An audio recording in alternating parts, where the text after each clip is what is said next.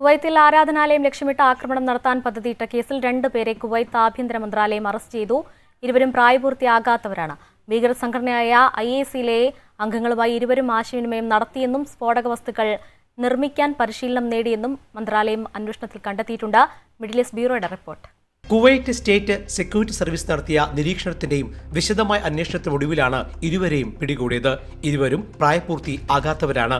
കുവൈറ്റിലെ ഒരു മതവിഭാഗത്തിന്റെ ആരാധനാലയത്തിന് നേരെ ആക്രമണം നടത്താനായിരുന്നു ഇവരുടെ ലക്ഷ്യം. ഇതിനായി ഭീകര സംഘടനയായ ISIലെ അംഗങ്ങളുമായി ഇവർ ആശയവിനിമയം നടത്തിയെന്ന് കണ്ടെത്തി.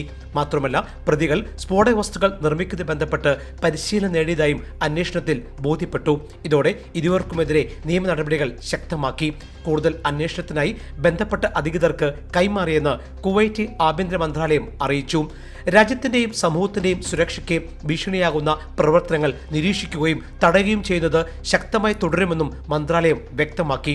അതേസമയം കുട്ടികളുടെ സോഷ്യൽ മീഡിയ ഉപയോഗം മാതാപിതാക്കൾ പ്രത്യേകം നിരീക്ഷിക്കണമെന്ന് ആഭ്യന്തര മന്ത്രാലയം മുന്നറിയിപ്പ് നൽകി. കുട്ടികൾക്ക് ബോധവൽക്കരണവും കുടുംബതലത്തിൽ മാർഗനിർദ്ദേശങ്ങളും നൽകണമെന്നും കുവൈറ്റ് അധികൃതർ നിർദ്ദേശിച്ചു. Jai Hind news bureau, middle east. One anchor every week, 20 years, 1,000 episodes on one TV channel. Middle East This Week, an Elvis Chumar TV show. Exclusively on Jai Hind TV. Stay tuned for the 1,000 countdown.